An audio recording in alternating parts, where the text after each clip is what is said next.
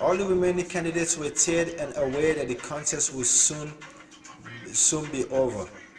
We had a debate that night at the Reagan Library with Nancy Reagan in attendance. All the remaining candidates were tired and aware that the contest would soon be over.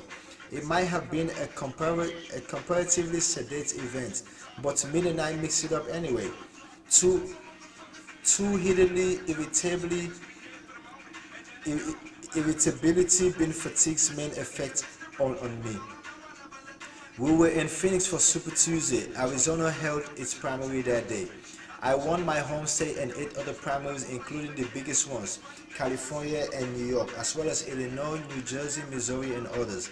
Mitt won 7 primaries and caucuses, and Mike Huckabee won 5,000 contests that night. But my delegates, but, but my delegates' take was 3 times the size of Mitt and 4 times larger than Huckabee's. It was, it was, I was the presumptive nominee. 2 days later, in a speech in Washington, Mitt ended his campaign.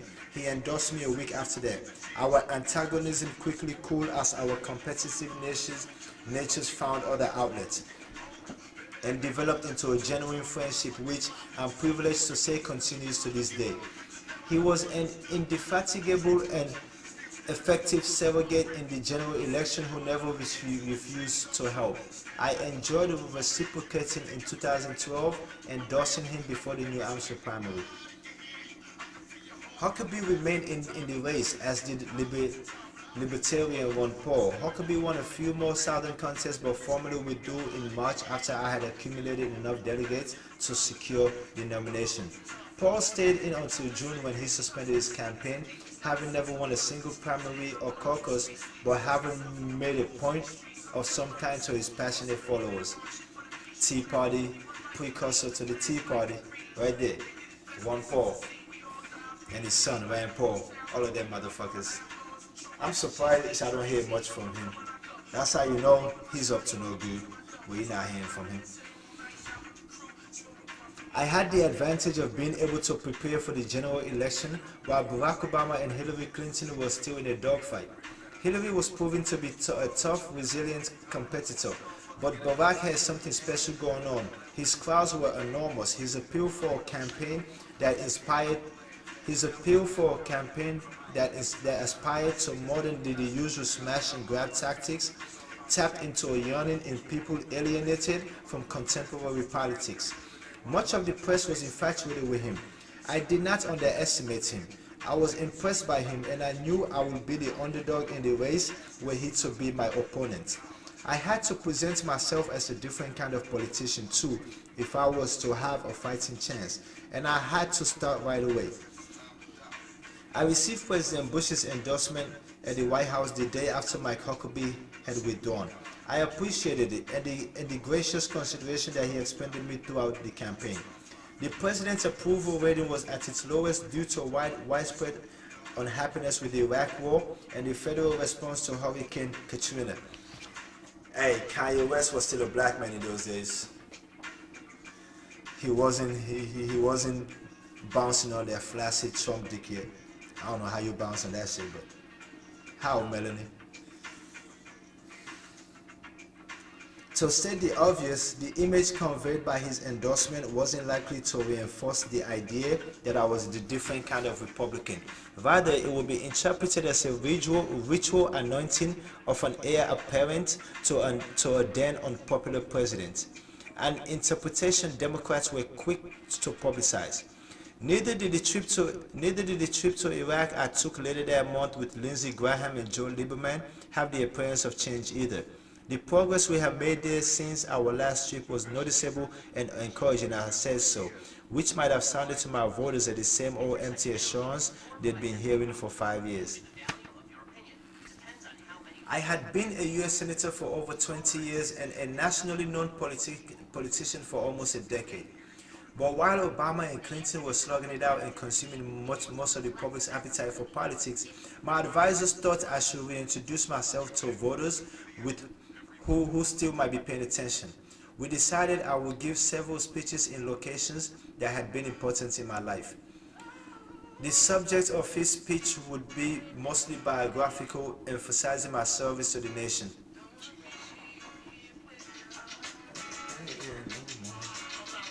discuss a lot. Let me stop, yo. Let me stop.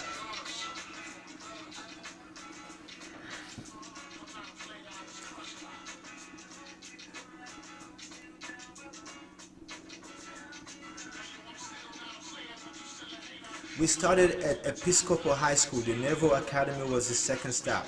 By the third speech in Pensacola, where I had trained as a naval aviator, I started getting bored with the story. I expected voters were too, and likely returned their attention to the close race for the Democratic nomination, while I regaled a few more audiences with favorite tales from my colorful past. I was more enthusiastic about the series of campaign stops that followed my biography tour. Most were in hard-pressed communities that wouldn't vote for me, places that hadn't shared in the prosperity of the previous quarter century. We went to a shuttered steel mill in Youngstown, Ohio, Trump country, a coal mining hollow in eastern Kentucky, and to New Orleans' Ninth Ward. We began the tour in Alabama's quote Black Belt, named for the richness of its soil. It's a mostly rural, economically depressed section of the state where the majority of voters are African American and Democrat. It was a politically inhospitable section of a state that would vote overwhelmingly for the Republican nominee for president, whether he campaigned there or not. Campaigning anyway in Alabama wouldn't gain or cost a single vote. But that was sort of the point. I wanted to stress that ours wasn't like Republican campaigns of the past. I wasn't interested in sharpening old divisions, emphasizing partisan differences, and trying to run up the score with the base without scaring off too many moderates and independents. See, that's a true American who wanted to be president right there. Unlike this idiot who was interested in sharpening old divisions, emphasizing partisan differences.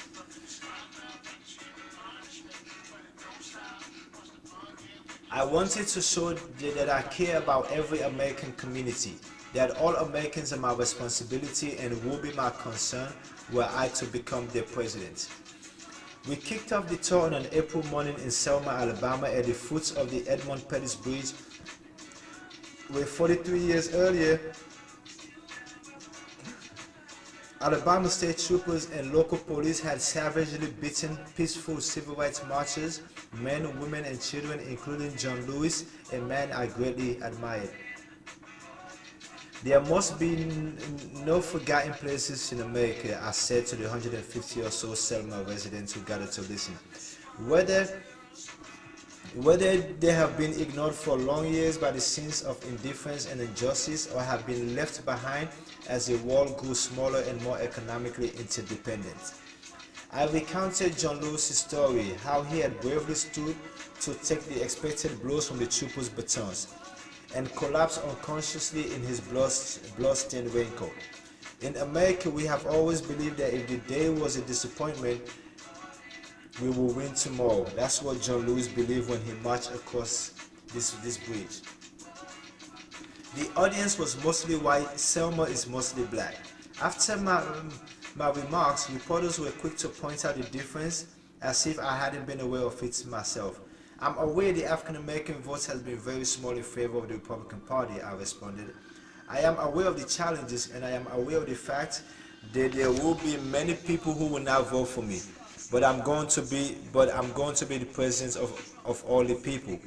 We traveled from Selma to other stops in the Black Belt, Camden and Thomasville, where I held a town hall at the packed junior college auditorium, and to Gee's Bend on the Alabama River, where lived a remote but somewhat famous community of quilters whose work had been nationally and internationally recognized. There I received what is probably the most effusive reception I have ever received in my political career. The women of Gee's Bend all turned out to welcome us as our bus pulled to a stop. They shouted, sang, and danced, and tried to get me to dance as ungainly a sight as they had as any they had seen before. As they escorted Cindy and me around their little community and to see and admire their quilts. They'll recall how the local ferry service had been terminated in 1962 to prevent them from crossing the river to register to vote in the county seats. It hadn't stopped them. The ferry wouldn't be restored until 2006. Yo, that is some shit. The white folks in Alabama stopped the ferry in 1962 so these women could not go across the river to the county seat to go register to vote. Please vote. Please vote. Even if you choose not to pick up a book and read, just go vote, man. Like, and yeah, I cannot tell you who to vote for, but I can tell you not to vote Republican. Fuck those redneck crackers. Who gives a fuck of what they think? The ferry wouldn't be restored until 2006. They thanked us for coming and wished us good luck in the election. And they meant it, even though they were surely going to vote from our opponents. They were the warmest and most genuine people I have ever met. I loved it the entire day. It remains one of my fondest memories of the campaign and in all of my public life. Noted in many of the news accounts of the day's events was the fact that I was a rare Republican politician in those parts. I loved it. The headline for the Birmingham News reports proclaimed, "In black belts, McCain wins hearts, not votes." I loved reading that too. We visited the weathered porch of the Fletcher family's house in Ennis, Kentucky, where Lyndon Johnson had announced the war on poverty in 1964, and where the coal industry's decline had sunk the area deeper into the poverty Johnson had promised they would escape. Inez remained one of the poorest communities in Appalachia. I made a brief speech at the Martin County Courthouse before taking questions. I acknowledged that I had been raised in the Navy and had an easier start in life than the families who worked the mines and farms of Appalachia, and my life continued to be easier than theirs. But you are my fellow Americans, and that kinship means more to me than almost any other association. Then I answered questions, joked around, and swapped stories with them for a while, refusing a few invitations to attack Barack Obama, who had lost the Pennsylvania primary the night before, but was still viewed as the likely Democratic nominee. I know, right? Yo, I fucking remember that day Obama lost Pennsylvania, yo. I'm trying to tell y'all, man, like, that was a time when I truly saw that even liberal thinking, progressive thinking white women in this country can be bigoted and prejudiced and racist to a certain degree itself. You know what I mean? And I'm not saying that because of Hillary, no, I'm saying that because of the white women who were out stomping for her, campaigning for her in Pennsylvania. You know what I mean? This Pennsylvania we're talking about. McCain chose not to attack Obama, but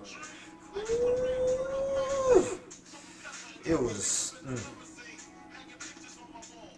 open season on that, brother. This was the time most black folks were hesitant about voting for him because there was a fear in black people's hearts that this man is not going to make it to the nominee because they were going to take him out. You know what I mean? But I personally did not have those fears because if they would have attempted anything, like if they would have tried to take Obama out, they would have made him a bigger martyr than he was. They would have made him a bigger martyr than they would have made him a martyr. They would have made him more lovable than you know what I mean. But it's easier to just keep him alive and just break down his reputation like they've done. So this motherfucker can come out and say, we gotta make America great again because Obama was turning America into a third world country. Fuck you, dumb truck. I guarantee ya, it's in a few hours, this dumbass gonna start tweeting some shit. You know what I mean? If I'm wrong, I'm wrong. It is right now October the 10th of 2018. It is 2:47 a.m. Pacific time. So that's 5:47 a.m. Eastern time. So we'll see.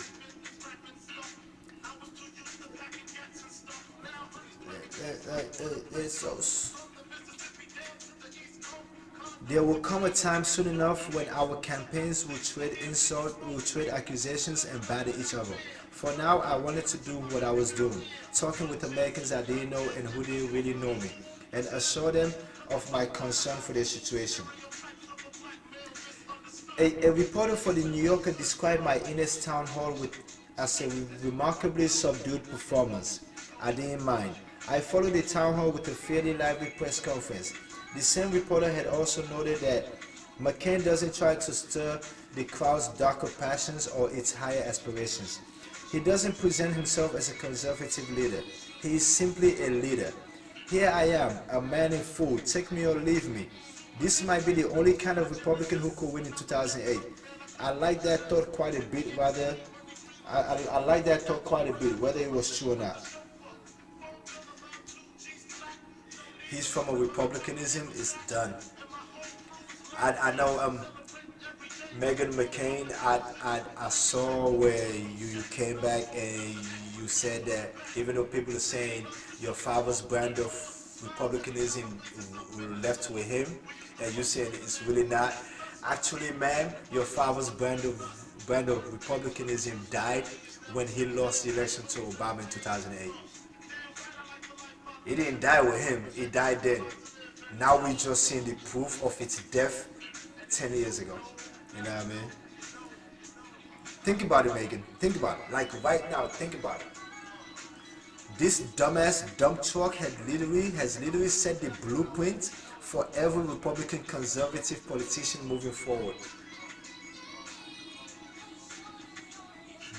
That's one of my biggest reasons for asking black and brown Americans to go out and vote every year on a collective level for the next 50 years, yeah.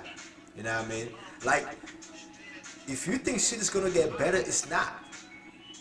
These white folks are gung-ho about believing. They truly, the proof is in the Trumpian pudding now. That their brand of Americanism is what they want, and it's possible for them to have enough people in positions of power that believes in their brand of Americanism, which is jacked up and far-fetched and backwards. You know, but I'm sorry, Megan. I just had to go there because I heard what you said, and I have the utmost respect for you now. I mean, I do, honestly.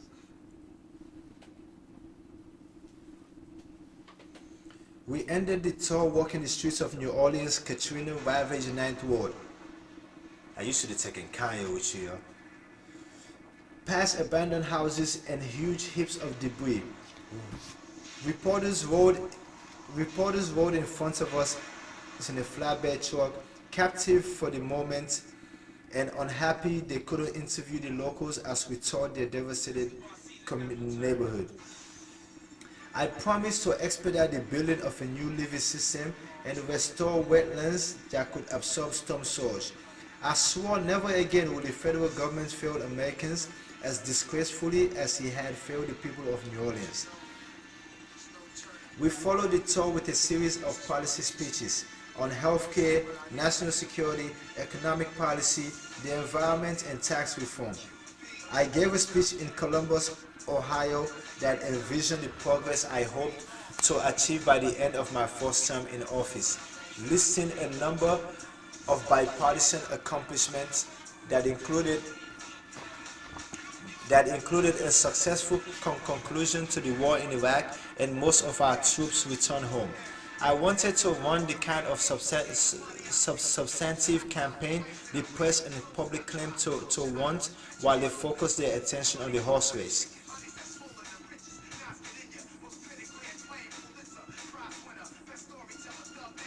They had quite a race coming.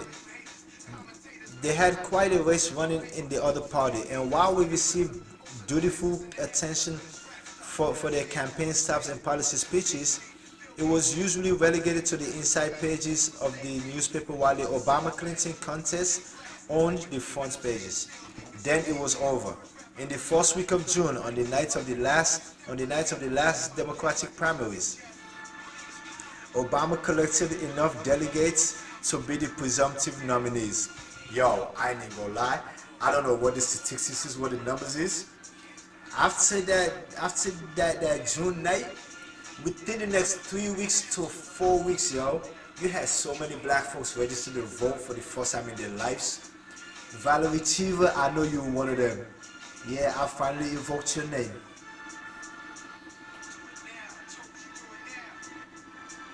I'm just saying. People wondering who the fuck is that, but yeah, you know how many people like it's just, and I bet you people like her haven't voted since.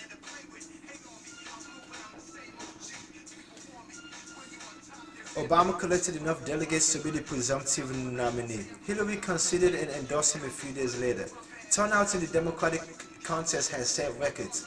Even in some red states, most people have voted for Obama or Clinton than they have supported me and the other Republican candidates.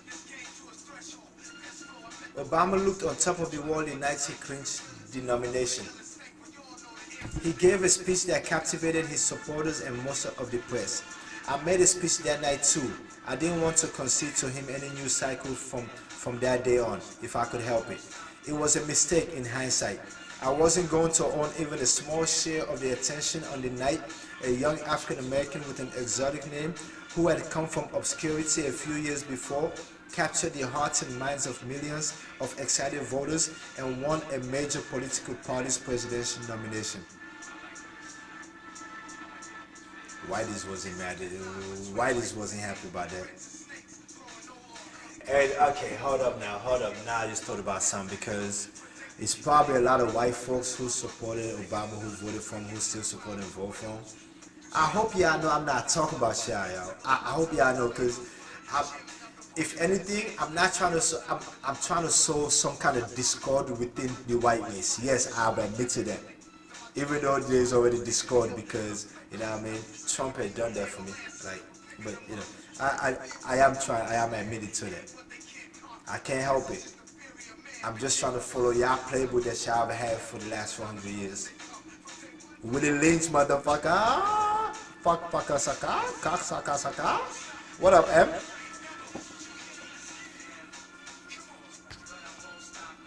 Not much was noted in the press about my speech other than that I had the temerity to distract attention from my opponent's triumph and that I'd spoken in front of a bright green background that looked out on television. There will be other nights throughout the general election campaign when I will find it difficult, if not impossible, to compete with the publicity and excitement my opponents generated. I had two imperatives before me that was clear from the beginning of my contest with Barack Obama. The first was obvious. I was the more experienced public official, having had a career in the military as well as a career in politics. I had to make the case that experience was still crucially important in choosing a president. My military credential was more of an advantage than my long career in Congress, which wasn't something that thrilled voters in 2008. It hampered my second most important objective, convincing skeptical voters that I too could be counted on to change Washington. The only way I could persuade voters I could bring change as president was to conduct my campaign for the office in ways that were notably different from presidential campaigns of the past. But the idea wasn't just tactical. I truly did want to campaign in a way that was more honest and I hoped inspiring.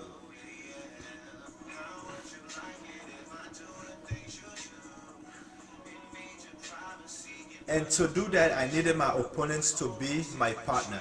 I love the story that Jack Kennedy and Barry Goldwater had agreed to travel together on the same plane in 1964 if Barry were to win the Republican nomination and hold a series of informal debates or dueling speeches in small and large communities across the country.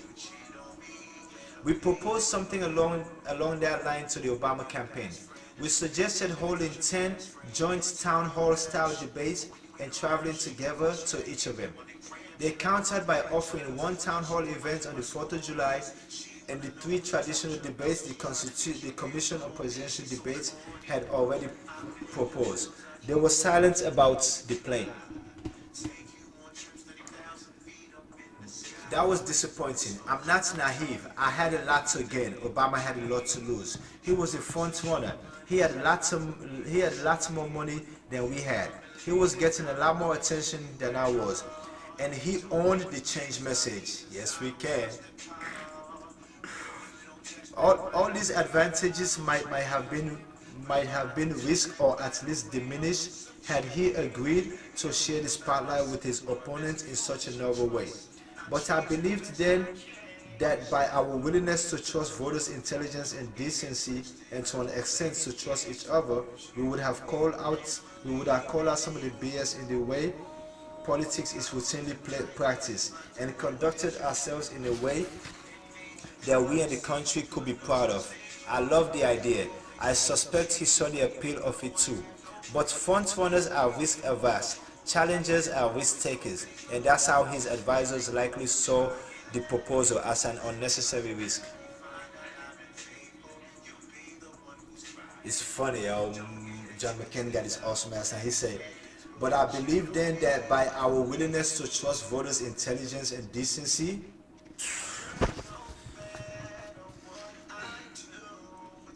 if you talk about Southern redneck Republican voters, I don't know. I don't know about the intelligence and the decency.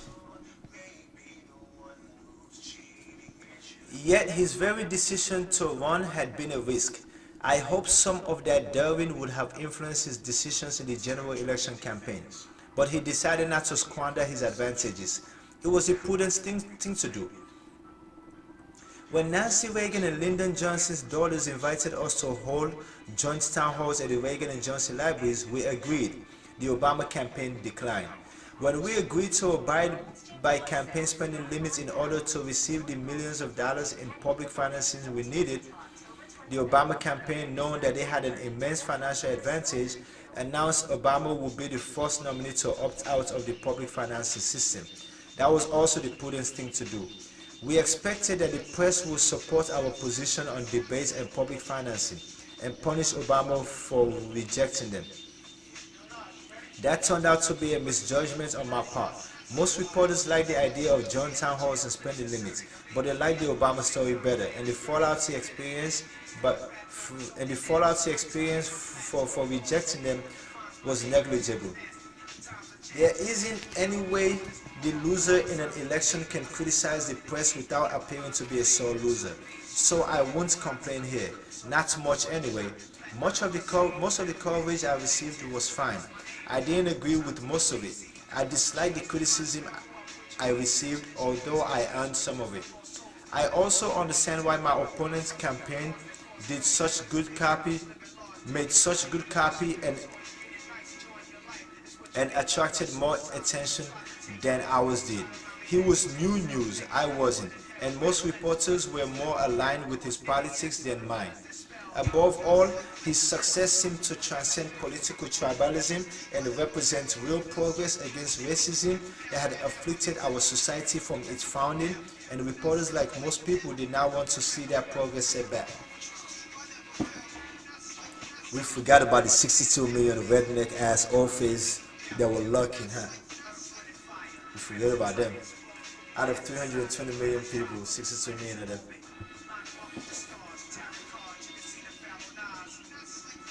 The press had a finger on the scale for Obama, both in the primaries and the general election. They gave him more favorable attention than they gave his opponents. They defended him from attacks, unfair and fair, and criticized his opponents for making them.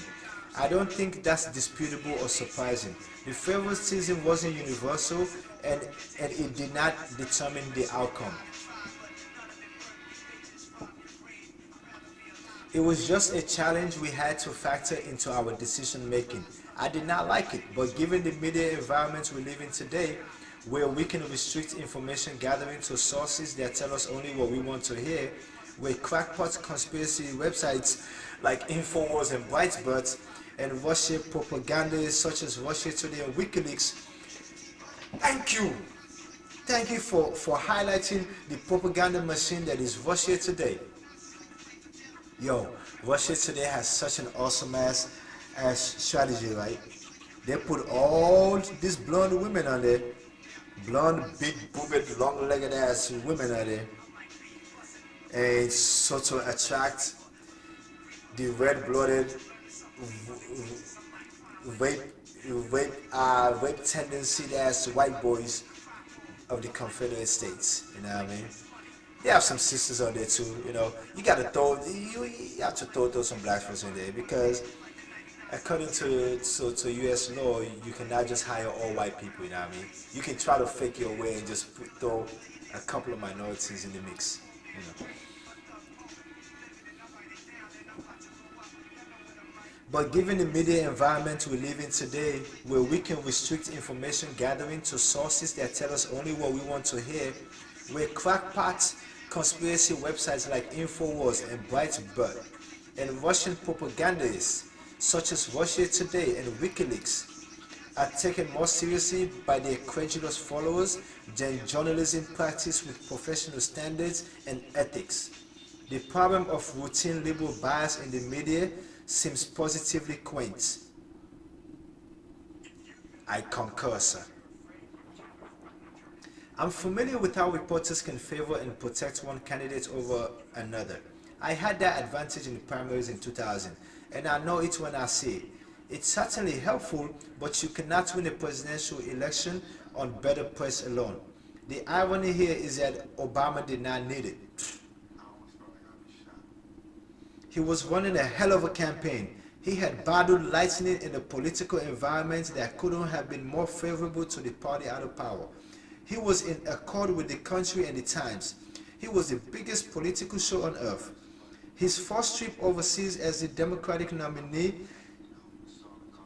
in July generated much more excitement than mine had. He stopped in Iraq and Afghanistan, as well as Jordan, Israel, and the West Bank before visiting the capitals of our main European allies. He was greeted effusively not just by the government leaders he met. His public perception at some of his stops was rapturous. He gave a speech in Berlin that drew a crowd estimated to be as many as 250,000 people. Speaking of his speech in Berlin, that's his speech right there. Okay.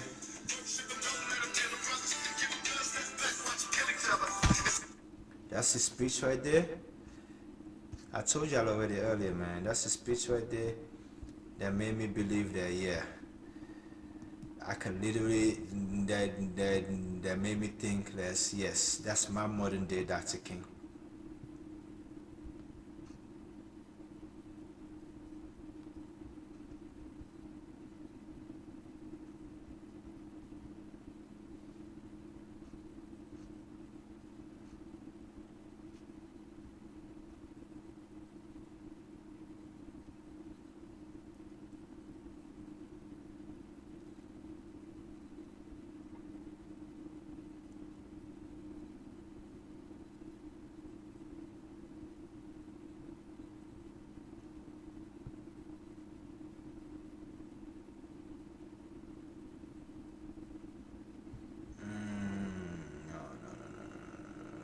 Where you hiding at? Where you hiding at?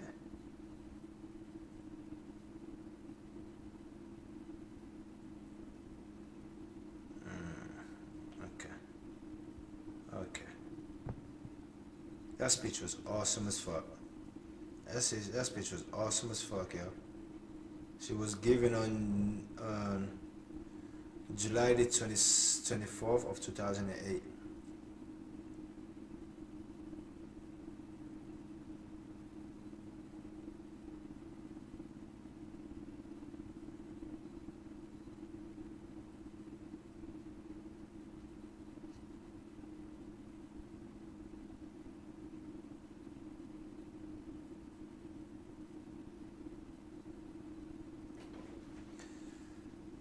Senator Barack Obama, he was still a senator then. The 5th black senator in the history of America now, you know what I mean? And since he was senator, it's been Kamala, Corey, and Tim Scott. So, 8. But we already went through that. We've been handled that. Thank you to the citizens of Berlin and to the people of Germany. Let me thank Chancellor Merkel and Foreign Minister Steinmeier for welcoming me earlier today. Thank you, Mayor Wowereit, the Berlin Senate, the police, and most of all, thank you for this welcome. I come to Berlin as so many of my countrymen have come before. Tonight, I speak to you not as a candidate for president, but as a citizen, a proud citizen of the United States and a fellow citizen of the world. I know that I don't look like the Americans who've previously spoken in this great city. The journey that led me here is improbable. My mother was born in the heartland of America, but my father grew up herding goats in Kenya. His father, my grandfather, was a cook, a domestic servant to the British. At the height of the Cold War, my father decided, like so many others in the forgotten corners of the world, that his yearning, his dream, would require the freedom and opportunity promised by the West. And so he wrote letter after letter to universities all over America until somebody, somewhere, answered his prayer for a better life. That is why I'm here. And you are here because you too know that yearning. This city of all cities knows the dream of freedom. And you know that the only reason we stand here today is because men and women from both of our nations came together to work and struggle and sacrifice for that better life. Ours is a partnership that truly began 60 years ago this summer, on the day when the first American plane touched down at Tempelhof. On that day, much of this continent still lay in ruin. The rubble of this city had yet to be built into a wall. The Soviet shadow had swept across Eastern Europe, while in the West, America, Britain, and France took stock of their losses and pondered how the wall might be remade. This is where the two sides met. And on the 24th of June 1948, the communists chose to blockade the western part of the city. They cut off food and supplies to more than 2 million Germans in an effort to extinguish the last flame of freedom in Berlin. The size of our forces was no match for the much larger Soviet army, and yet retreat would have allowed communism to march across Europe. Where the last World War ended, another World War could have easily begun. All that stood in the way was Berlin, and that's when the airlift began, when the largest and most unlikely rescue in history brought food and hope to the people of this city. The odds were stacked against success. In the winter, a heavy fog filled the sky above, and many planes were forced to turn back without dropping off the needed supplies. The streets where we stand were filled with hungry families who had no comfort from the cold. But in the darkest hours, the people of Berlin kept the flame of hope burning. The people of Berlin refused to give up. And on one fall day, hundreds of thousands of Berliners came here to the Tiergarten and heard the city's mayor implore the world not to give up on freedom. There is only one possibility, he said, for us to stand together united until this battle is won. The people of Berlin has spoken. We have done our duty, and we will keep on doing our duty. People of the world, now do your duty. People of the world, look at Berlin. People of the world, look at Berlin. Look at Berlin, where Germans and Americans learned to work together and trust each other less than 3 years after facing each other on the field of battle. Look at Berlin, where the determination of a people met the generosity of the Marshall Plan and created a German miracle, where a victory over tyranny gave rise to NATO, the greatest alliance ever formed to defend our common security. Look at Berlin, where the building holes in the buildings and the somber stones and pillars near the Brandenburg Gate insist that we never forget our common humanity. People of the world, look at Berlin, where a wall came down, a continent came together, and people prove that there is no challenge too great for a wall that stands as one. 60 years after the airlift, we are called upon again. History has led us to a new crossroads, with new promise and new peril. When you, the German people, tore down that wall, a wall that divided East and West, freedom and tyranny, fear and hope. Walls came tumbling down around the world, from Kiev to Cape Town. Prison camps were closed and the doors of democracy was opened. Markets opened too, and the spread of information and technology reduced barriers to opportunity and prosperity. While the 20th century taught us that we share a common destiny, the 21st century has revealed a world more intertwined than at any time in human history. The fall of the Berlin Wall brought new hope, but that very closeness has given rise to new dangers. Dangers that cannot be contained within the borders of a country or by the distance of an ocean. The terrorists of September 11 plotted in Hamburg and trained in Kandahar and Karachi before killing thousands from all over the globe on American soil. As we speak, cars in Boston and factories in Beijing are melting the ice caps of the Arctic, shrinking coastlines in the Atlantic, and bringing droughts to farms from Kansas to Kentucky. Yo, I still get fucking goosebumps every time I think about this speech, yo. I ain't gonna lie. Poorly secured nuclear material in the former Soviet Union or secrets from a scientist in Pakistan could help build a bomb that detonates in Paris. The poppies in Afghanistan become heroin in Berlin. The poverty and violence in South Africa breeds the terror of tomorrow. The genocide in Darfur shames the conscience of us all. I don't even hear people talk about Darfur no more, yo. You don't even hear Darfur or South Sudan no more. In this new world, such dangerous currents have swept along faster than our efforts to contain them. That is why we cannot afford to be divided. No one nation, no matter how large or powerful, can defeat such challenges alone. None of us can deny this threat or escape responsibility in meeting them. Yet in the absence of Soviet tanks and a terrible war, it has become easy to forget this truth. And if we are honest with each other, we know that sometimes on both sides of the Atlantic, we have drifted apart and forgotten our shared destiny. In Europe, the view that America is part of what has gone wrong in our world rather than a force to help make it right has become all too common. In America, there are voices that divide and deny the importance of Europe's role in our security and our future.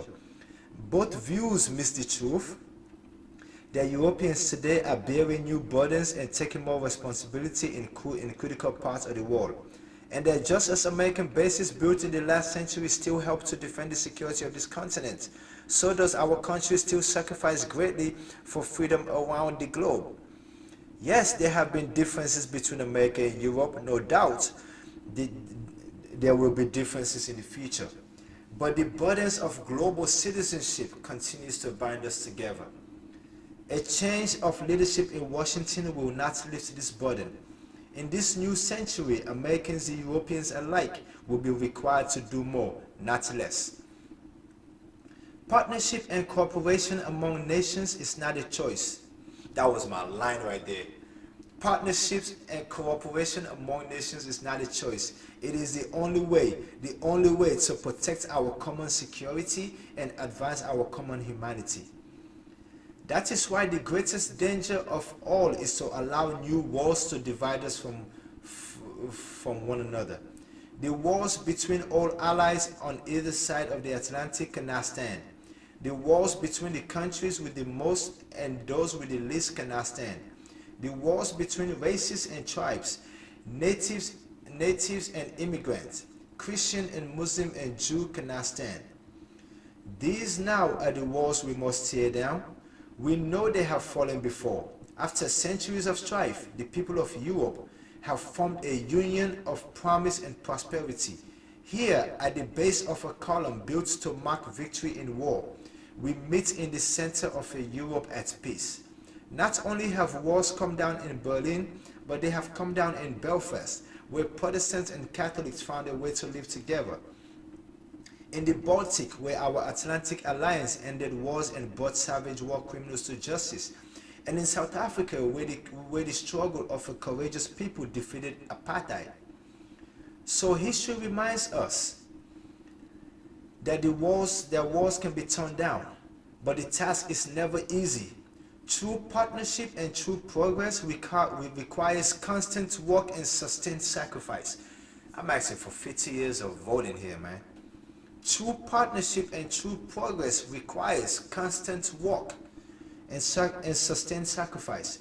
They require sharing the burdens of development and diplomacy, of progress and peace. They require allies who will listen to each other, learn from each other, and most of all, trust each other. That is why America cannot turn inward. That is why Europe cannot turn inward.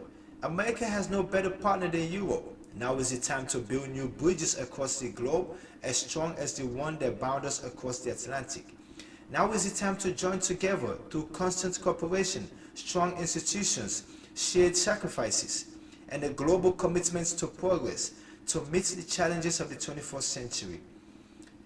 It was this spirit that led airlift planes to appear in the sky above our heads and people to assemble where we stand today. And this is the moment where our nations and all nations must summon their spirits anew. This is the moment when we must defeat terror and dry up the well of extremists that support it. This threat is real and we cannot shrink from our responsibility to combat it. If we could create NATO to face down the Soviet Union, we can join in a new global partnership to dismantle the networks that have struck in Madrid and Amman, in London and Bali, in Washington and New York. If we could win a battle of ideas against the communists, we can stand with the vast majority of Muslims who reject the extremists that leads to hate instead of hope. Muslims like I. Islam is a peaceful religion, yeah. When you say assalamu alaikum to somebody, you're pretty much saying peace be upon you. You know what I mean? How can a religion like that be justified with extremism and violence, you know? But, you know, propaganda spreading all over my name. I'm just saying, man, like Breitbart, Russia Today, InfoWars, and WikiLeaks, those four that McCain mentioned, said I'm going to put Fox News on there. They're going to have a field day with my shit. I'm not even mad at it. Like, have fun. Like, go. Learn things. You know what I mean? Have fun. But, hey. But, you know, it comes down to who believes what and who doesn't believe what. You know what I mean? Yeah, so, yeah. I never killed nobody. I never raped no woman. I never forced myself on a woman. I've even gotten to the point, like, she could probably come out and attest to this. I've had a moment one time where this girl said no, like you say she don't want it no more. Like I stopped. I was out. You know what's so funny? A few weeks later after that, she wanted to like hook back up with me, trying to link up, trying to get a little something going. I'm like, nah, I'm good. I can't trust you after that. Like I could care less. Like you already said that no that one time when we was in the middle of it. Like what? It's a wrap. I'm done. Like bye, Felicia. Like, you know what I mean? Like I don't care how many times you come back. She could have paid me money to sleep with her again. I wasn't gonna do. Like, just period. Like, I can't trust you after that. And if you only say no one time, I know it's gonna be a no again. I don't want no part of that. I want my sexual partners willing and into it. It's funner that way to all you rapists out there. It's fun when a woman is willing and into it. She enjoy it more, and as a result, as a consequence, you enjoy it more. You know what I mean? You enjoy it more when she enjoys it more. That was a Brett Kavanaugh moment.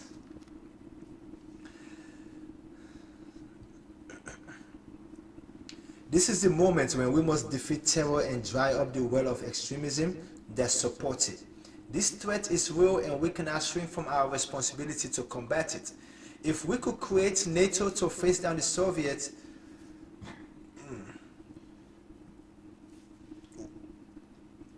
we can join in a new and global partnership to dismantle the networks that have struck in Madrid and Amman, in London and Bali, in Washington and New York. If we could win a battle of ideas against the communists, we can stand with the vast majority of Muslims who reject the extremism that leads to hate instead of hope. This is the moment when we must renew our resolve to rout the terrorists who threaten our security in Afghanistan, and the traffickers who sell drugs on our streets. No one welcomes war, except Trump and John Bolton. No one welcomes war. I recognize the enormous difficulties in Afghanistan, but my country and yours have a stake in seeing that NATO's first mission beyond Europe's borders is a success. For the people of Afghanistan and for our shared security, the work must be done. America cannot do this alone. The Afghan people need our troops and your troops, our support and your support to defeat the Taliban and Al-Qaeda, to develop their economy and to help them rebuild their nation. We have too much at stake to turn back now. This is the moment when we must renew the goal of a world without nuclear powers, without nuclear weapons. The two superpowers that face each other across the wall of this city came too close too often to destroying all we have built and all that we love. With that wall gone, we need not stand idly by and watch the further spread of the deadly atom. It is time to secure all loose nuclear materials, to stop the spread of nuclear weapons, and to reduce the arsenal from another era. This is the moment we begin the work of seeking the peace of a world without nuclear weapons.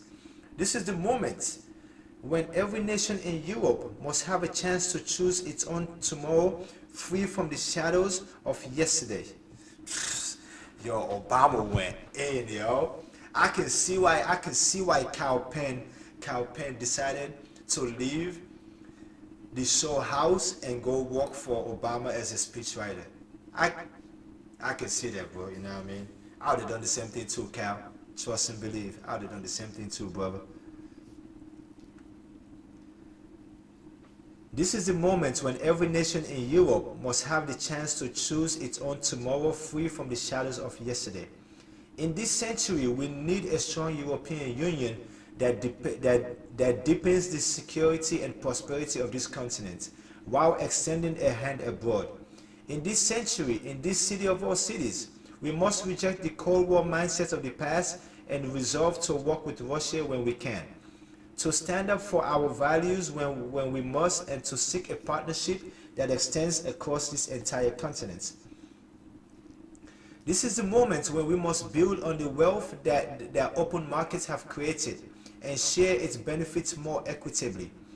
Trade has been a cornerstone of our growth and global development, but we will not be able to sustain this growth if it favors the few and not the many. Together, we must forge trade that truly rewards the work that creates wealth, with meaningful protection for our people and our planet. This is the moment for trade that is fair and free for all. This is the moment we must help answer the call for a new dawn in the Middle East. My country must stand with yours and with Europe in sending a direct message to Iran that it must abandon its nuclear ambitions. We must support the Lebanese who have marched and bled for democracy, and the Israelis and Palestinians who seek a secure and lasting peace.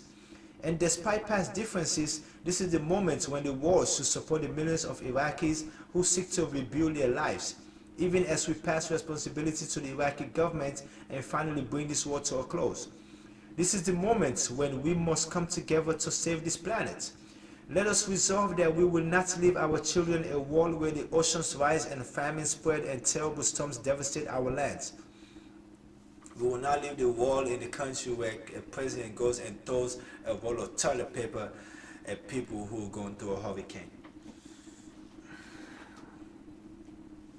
Somebody should TP the White House, but if they do that, ooh, I'm so sorry, Secret Service, that was an unintended joke. And because this guy lived in the White House now, if he wasn't the president, I would have said TP Trump Tower. You know what I mean? I'm so sorry. I'm so sorry. Please, whoever's thinking about it, please don't do it. It is a federal offense, okay? It is a federal offense to do something like that. Please don't do it. I'm not going to do it. I would never do it. I might be crazy, but I ain't stupid. You know what I mean? There's a difference. Thanks, Mukhtar, for that line. I had a classmate told me that line like back in the 10th grade, I think, or the 11th grade. Back in the 10th grade, we were out somebody threw a baseball towards me and I caught it barehanded, and I was trying to throw back at him. I tried to get him to catch it barehanded. We were teenagers, and he looked at me, he said, Alpha, I might be crazy, but I ain't stupid. That line has been stuck in my head ever since, Mukhtar. That was back in like, what, 2001, 2002? Let us resolve that all nations, including my own, will act with the same seriousness of purpose as has your nation, and reduce the carbon we send into our atmosphere. This is the moment we give our children back their future. This is the moment we stand as one. This is the moment when we must give hope to those left behind in a globalized world. We must remember that the Cold War born in this city was not a battle for land or treasure.